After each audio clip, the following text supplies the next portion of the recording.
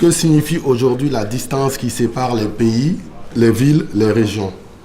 Toutes les dimensions de notre société sont touchées par les TIC et assurément c'est un progrès technologique majeur qui a touché ce XXe siècle et qui continue en ce XXIe siècle. La numérisation, la robotisation, le digital, les réseaux sociaux sont autant d'outils de progrès qui contribuent à accélérer le développement des nations et le Mali doit saisir cette opportunité avec force. Cette transition économique en marche doit aboutir à améliorer sensiblement le rythme de fonctionnement de l'administration, de l'État, l'enrichissement du secteur privé et la création d'une nouvelle race d'entrepreneurs. Une efficacité et une efficience renforcées des entreprises en général et du secteur industriel en particulier.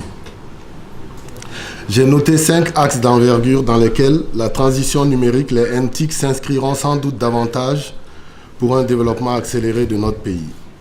D'abord, l'accélération de la digitalisation au sein de l'administration, comme dans le secteur privé, pour un service public plus performant et des entreprises davantage compétitives.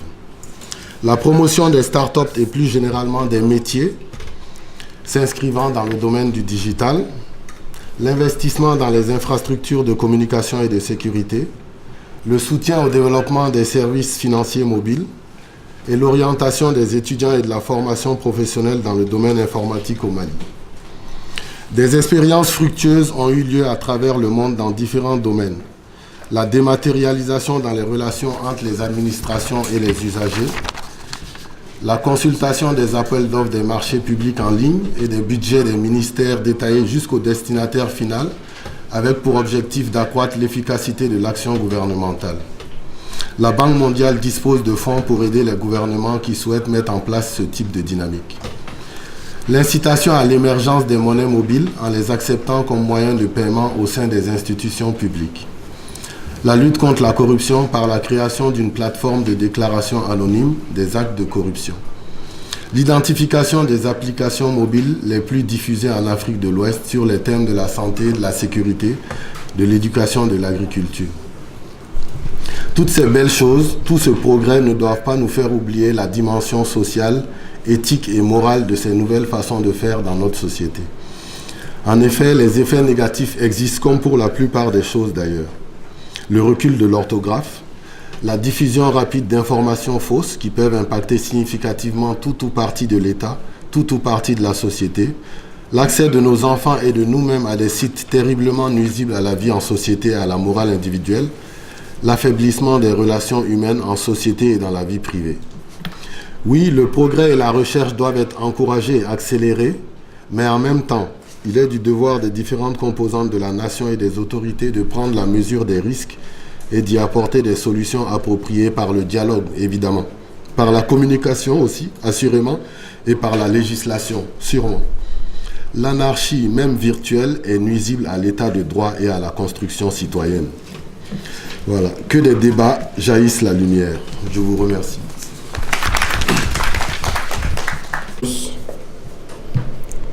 Monsieur le secrétaire permanent du Centre d'études et de réflexion au Mali, Mesdames, Messieurs, chers invités, chers participants, permettez-moi au nom du représentant résident de la Friedrich Ebert Stiftung, qui est actuellement en cours pour la Tanzanie, de vous souhaiter la bienvenue au colloque sur nouvelles technologies de transformation sociale ou sociétale.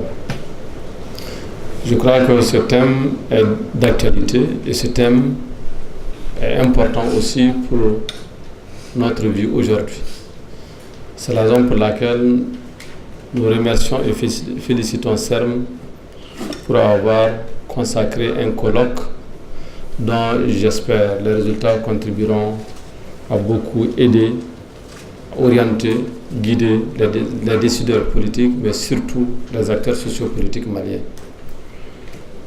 Je n'ai pas prévu de discours et je voulais rassurer le CERM. Je voulais rassurer les acteurs sociopolitiques maliens de toute la disponibilité de la Friedrich Ebert Stiftung à accompagner les débats, à accompagner les échanges, parce que nous sommes convaincus que ce sont des discussions et des débats qui jailliront de la lumière. Et nous, dans notre vocation de think tank qui est présent au Mali aussi depuis bientôt 50 ans, nous constatons et observons, comme tous les Maliens, les transformations qui s'opèrent dans notre société, et cela depuis un certain temps, depuis l'avènement de nouvelles technologies. Et si aujourd'hui, CERM consacre un colloque à cette thématique, je crois qu'il ne pourra que contribuer davantage à la compréhension commune des Maliens.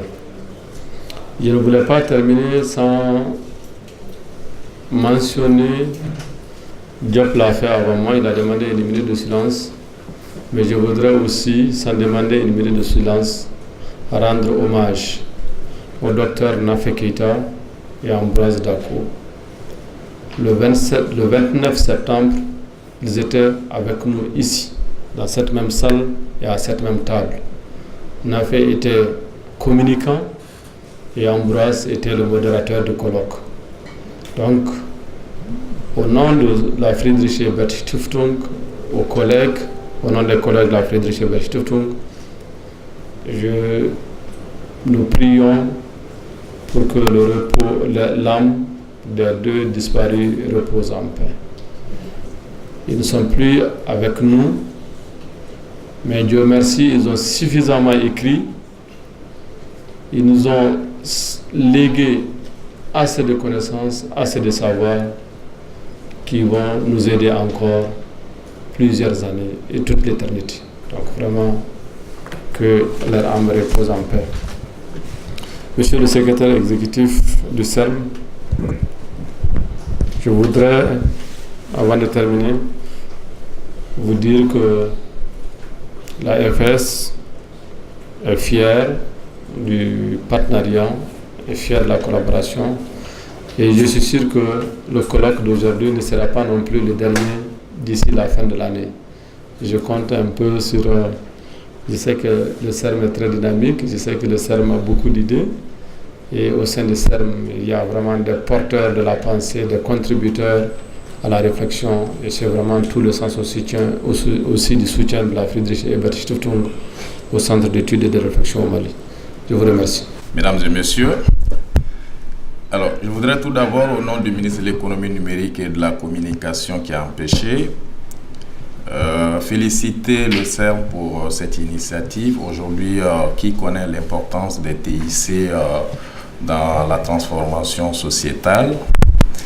Et le gouvernement du Mali a décidé de mettre l'usage du numérique au cœur de la modernisation de l'administration et du travail gouvernemental, avec toute la confiance numérique nécessaire en vue de l'amélioration des conditions de vie des citoyens. Il s'attelle au développement des TIC, notamment dans le domaine de la gouvernance, de l'éducation, de l'agriculture, de la santé, du commerce, mais aussi de l'accès aux services universels des télécommunications, afin de rapprocher l'administration des usagers et d'améliorer la transparence et l'efficacité de l'action publique grâce aux applications sectorielles. Pour le confort des usagers, le gouvernement s'est attelé à mettre en place un cadre juridique et institutionnel harmonisé de confiance en la société de l'information qui est au service de la croissance, de l'intégration économique et du désenclavement numérique. Mesdames et messieurs, pour fédérer l'ensemble des initiatives dans le domaine des TIC, le gouvernement du Mali a approuvé en février 2016 ce qu'on a appelé la politique nationale de développement de l'économie numérique et son plan d'action 2016-2020 appelé Mali numérique 2020, qui vise à renforcer l'utilisation des TIC au service du développement et positionner le Mali parmi les pays dynamiques en matière d'utilisation des TIC. Comme je le disais, le plan d'action appelé Mali numérique 2020 définit les priorités et les actions à fort potentiel d'impact devant être enrichis progressivement et fixe également les objectifs ambitieux et réalistes à atteindre à l'horizon 2020. Mali numérique 2020 s'articule autour de plusieurs actions. On peut citer entre autres l'accès aux réseaux et services numériques, le développement de la production et de l'offre de contenu, le développement des usages et du service numérique, le développement de l'industrie locale du numérique, la constitution du capital humain, l'instauration de la sécurité et de la confiance numérique. Ainsi, des ressources suffisantes et adéquates sont mobilisées et une structure de gouvernance pérenne, notamment la Direction nationale de l'économie numérique que je dirige, a été mise en place pour sa réalisation. La vision prônée est de faire du numérique un vecteur de développement social et une source de productivité et de valeur ajoutée pour l'ensemble des secteurs productifs et de services, ce pour un développement durable du Mali. En termes d'investissement, donc, en plus des investissements effectués par les opérateurs de téléphonie, le gouvernement a initié des projets de développement d'infrastructures de télécommunications, notamment le déploiement de la fibre optique dont l'objectif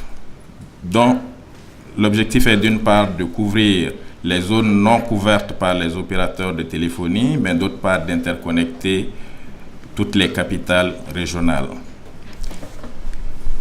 Dans la vision de l'intégration sous-régionale, ces projets visent aussi à relier le Mali aux capitales des pays frontaliers.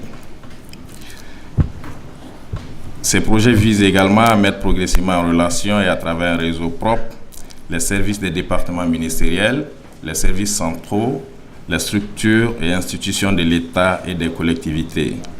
Ils permettent le développement des contenus informatifs, collaboratifs, scientifiques pour chaque structure, notamment la gestion en ligne des dépenses publiques, des ressources humaines, les biens de l'État, du cadastre, etc., et des applications civiles et sécuritaires, notamment les systèmes de vidéoconférence, de vidéosurveillance et de communication. Donc voilà en quelques lignes, quelques actions fortes que le gouvernement a entrepris et qui est en train d'être réalisées au niveau du ministère en charge des TIC. Mesdames et messieurs,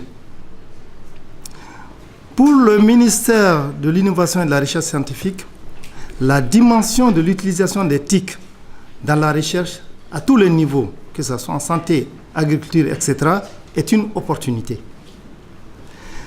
Cette opportunité se transforme en défi dès lors qu'elle modifie les modes de vie de nos populations. Mesdames et messieurs, les résultats de vos travaux aideront, j'en suis convaincu, les décideurs de notre pays dans la prise de décisions dans le domaine de l'utilisation des TIC.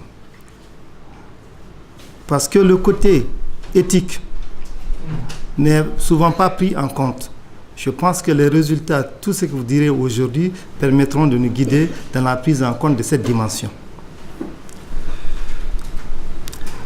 Pour terminer, je souhaite une bonne réussite du présent colloque et je déclare ouvert le colloque TIC et société au Mali, défis et ou opportunités pour une transformation sociétale. Je vous remercie. Vous savez que l'éthique aujourd'hui constitue un enjeu majeur dans le développement de notre société. Et comme vous avez assisté tout de suite, il y a des avantages, il y a des inconvénients. Donc, le colloque de ce matin, c'était vraiment de faire une analyse rétrospective quand même de l'enjeu d'éthique et de l'importance d'éthique et surtout aussi des conséquences d'éthique sur notre société. Vous savez bien que le problème des réseaux sociaux aujourd'hui intéresse tout le monde. Il s'agissait de voir exactement quels sont les avantages par rapport à ce que ces réseaux sociaux donnent à notre société et quels sont aussi les inconvénients dont il va falloir surmonter pour tirer un meilleur avantage quand même de l'utilisation des NTIC au Mali. Mais le CERM ne peut que faire pour l'instant que les recommandations. C'est pour ça que vous avez vu que au nombre des invités que nous avions ici, il y avait pratiquement toutes les structures, d'abord de l'État, qui sont intéressées dans ce domaine-là. Il y a la HAC, il y a la GETIC, il y a la RMT, etc. Il y avait toutes ces structures d'abord de l'État.